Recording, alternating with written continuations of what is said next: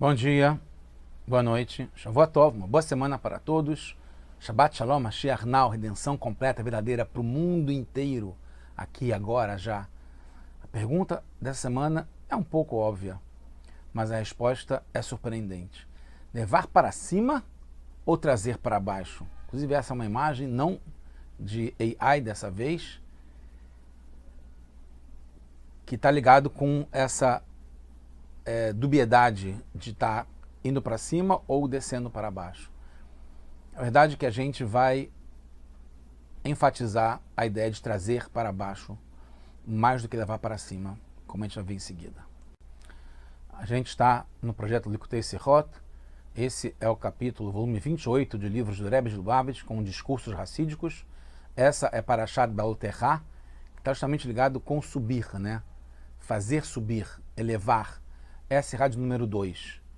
Embora o tema Baal Terá está ligado com a menorá, as velas, que está ligado com a chama que sobe, a gente vai ver um outro tipo de levar para cima e trazer para baixo. A gente está no livro Bamidbar, essa é a Parashat Baal Terá, é no capítulo 9.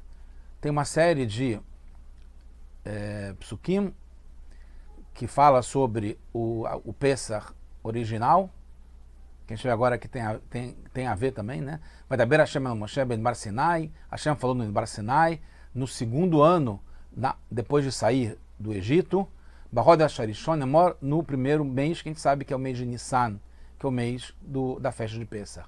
Depois o outro verso, Vaisuk Bnei Israel et Pesach b'moado. E Bnei Israel fez, lembra que eu vou falar depois nesse assunto, o verbo fazer. Fizeram o Pesach na época certa. Berbasar Yom, já é um outro verso, no dia 14, nesse mesmo mês, Ben Arbaim Tassu Otó, vocês vão fazer, de novo fazer isso, né, de tarde, antes de escurecer, que é o tempo certo, como está escrito de acordo com a lei, etc e tal. Tassu Otó, vão fazer ele novamente. Depois, vai dar Moshe ben Israel, então agora, depois que Hashem falou com Moshe, Moshe fala para o Ben Israel, Lassot et a peça, de novo fazer a peça, o Pesach. Depois tem no outro verso, Vaisu et a peça, eles fizeram o Pesach, Berishon, Barba'a Asar Yom, no primeiro mês, no 14º dia,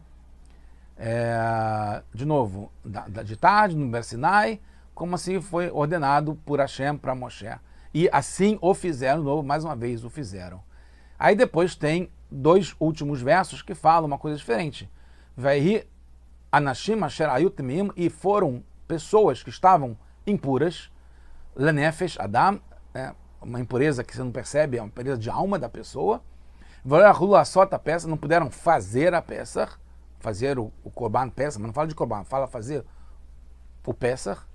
Bayomahu, naquele dia, vai Krevuf nem Moshe, eles se aproximaram de Moshe, e na frente de Aaron, naquele dia. E aí tem esse último verso que fala, Vaimur Anashim, e o que eles falaram, essas pessoas, Anat Emilanefesh Adam, a gente está com essa impureza de alma da pessoa, Lemet, tá ligado com, eles estavam carregando o caixão do Yosef, ele fala, Lemet não, fala, Lama Nigará, porque a gente ficou de fora, sem poder akriv, sem poder oferecer, né, do verbo lekarev, né, de oferecer, de aproximar, de se aproximar, tá ligado com o korban de Hashem, memoador, no período certo, né, Betob Bnei Israel, né, junto com Bnei Israel. Então a pergunta é, por que eles reclamaram Lama Nigará? Porque eles falaram assim, por que está de fora? Eles mesmos falaram antes que eles estavam impuros, na impureza de alma. Então eles sabiam por que eles ficaram de fora. Por que eles perguntam então? E na soja já tinha sido definido.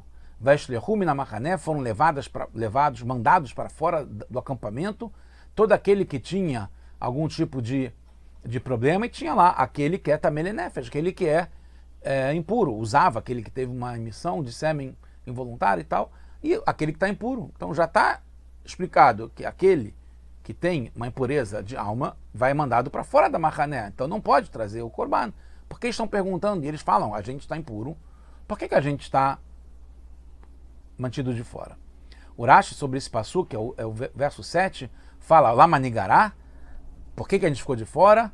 E aí o Moshe falou para eles, em kedoshim kreivim betumá, que as pessoas, que aqueles que vão oferecer kodashim, korbanot no Mizbeach, no Mishkan ou no Beit HaMikdash, não podem estar impuros. E aí eles falaram para Moshe, Izrak Adam Aleinu, joguem o sangue no Mizbeach no nosso lugar, para poder fazer o Korban, com Kohanim Terrorim.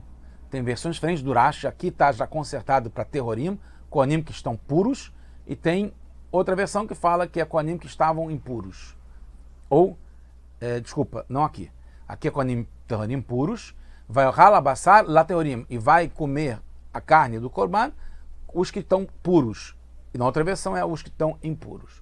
Malahem, então aí o Moshe, não vou entrar agora nos detalhes, falou, fica aqui que eu vou perguntar para Hashem o que tem que ser feito. Aí tem toda a ideia de fazer no mês seguinte, quando já estiverem puros completamente, que é o Pesach Sheni. Tá? O sétimo dia no qual eles estariam puros é na véspera de Pesach. Dessas pessoas reclamaram que estavam impuros porque carregaram o caixão do Yosef, entre outras opiniões. Então, eles poderiam comer o Korban Pesach de noite, não poderiam fazer o sacrifício, que ainda estariam impuros, terminando de ficar puros, mas de noite poderiam comer. Mas no dia 14 ainda estariam impuros. Mas, como a gente falou, no dia 14 ainda estariam impuros. Por outro lado, eles argumentam que poderia ser aspergido, poderia ser jogado o sangue no Mizbeach para fazer o Korban por eles, pois na hora de comer no dia 15, eles já estariam puros. Mas primeiro, o Rashi não traz isso. E segundo, eles assumem que estavam impuros. Como é que eles poderiam fazer isso estando impuros? Outros comentaristas explicam que eles seriam purificados, mas que quem comeriam seriam os que já estavam puros. Por isso que a gente fala, os que estão puros. Terrorim. O Sifri até traz um exemplo disso do Korban Hatat, que é possível que quem ofereça o Korban esteja impuro e quem comer vai estar puro. Mas é difícil entender assim, pois o principal do Pesach, mesmo conforme o sentido literal, que é o que o Rashi explica, é comer o Korban de Pesach. É comer o Korban. Então, se não são eles que vão comer, são outros que vão comer que estão puros no lugar deles, então não está fazendo a mitzvah. Por isso, precisa o número certo de pessoas para comer em cada casa, etc. Porque essa é a mitzvah de comer, assim como a gente tem hoje também uma lembrança disso no Seder de Pesach. Além disso, em princípio, aquele que não é próprio para comer o Korban também não deve ser contado. E não pode ser ele que não deve ser jogado o sangue por ele, porque ele não vai estar contado nos que estão fazendo um sacrifício de Pesach. Por isso, Moshe Rabbeinu não aceitou o argumento deles e fala que para os korbanot que são kedoshim, não se pode fazer o korban quem está impuro. No korban hatat, quem come são os kohanim, e não os donos que estão impuros, então é diferente. E no Rashi não tem nenhuma menção dessas explicações. Alguns detalhes importantes da linguagem do Rashi. Primeiro, ele marca só as palavras lamanigará, não fala, não acrescenta, etc., em relação a o que eles falam depois. Segundo, falou que não se traz korban quando impuro. Isso é óbvio. Por que ele fala que não se traz korban quando está impuro? Terceiro, jogar o sangue pelos kohanim puros, o que isso traz de novo? Mesmo achando que poderiam oferecer o korban estando impuros, né, essas pessoas que estavam carregando o caixão do Yosef, o que acrescenta eles falarem que os kohanim devem estar puros? E essas palavras não constam no Sifri, que é o Midrash, que a gente sabe que fala e explica as entrelinhas do que aconteceu. Quando lemos que reclamaram que ficaram de fora, o Lama Nigará, a famosa pergunta, surge logo outras perguntas. Nos versos anteriores, as expressões usadas, como eu falei, são sempre fazer o Pesach e fizeram o Pesach, façam o Pesach, fazer o Pesach, etc. e tal. Porque mudaram e não falaram sem poder fazer o Pesach, mas sim sem poder oferecer o Corban de Hashem. Entende-se então que isso mudou para eles nesse momento. Até então eles sabiam que era fazer Pesach, e aqui eles percebem, não é só uma questão de fazer o Pesach, é oferecer o Corban de Pesach. Entende-se então que alguma coisa mudou para eles nesse momento. Antes disso só sabiam que era sobre fazer o Pesach. Agora é oferecer o Corban. O que aconteceu então que fez eles mudarem de entendimento. Por isso que o Rashi explica muito precisamente. Lama Nigará é que esse diálogo que teve com o Moshe. Por que ficamos de fora? É uma pergunta por si só, sem o etc. Moshe respondeu sobre não poder estar impuro para oferecer o Corban Pesach. Então eles perceberam, tem alguma coisa diferente então nesse Corban Pesach. Não é como era feito antes. Isso acendeu uma luz para eles. O Corban Pesach é um Corban para Hashem. Por isso eles falam Corban para Hashem. Não é só comer do Corban Pesach depois, em casa, cada um no seu grupo. Então eles tiveram uma segunda pergunta. Se é um Corban para se aproximar de Hashem, é um Corban Hashem, por que eles não podem se purificar para oferecer pelo menos o Corban? O Corban eles vão oferecer, depois quem comer vai comer puro. Segundo o sentido literal, o Pesach do Egito não é considerado um Corban. Tinham que abater um carneiro, comer na noite de Pesach, ele tinha que ser assado no fogo, junto com matzot e maror. E só. Não era uma oferenda de Corban para Hashem. E jogar o sangue nas mezuzot, que a gente lembra, não era como jogar o sangue no altar. Era para marcar as casas, um sinal para onde Hashem ia passar de Pesach por cima. E Zevar, que foi o que a gente comeu do Corban em Pesach, não é um Corban, não é uma oferenda.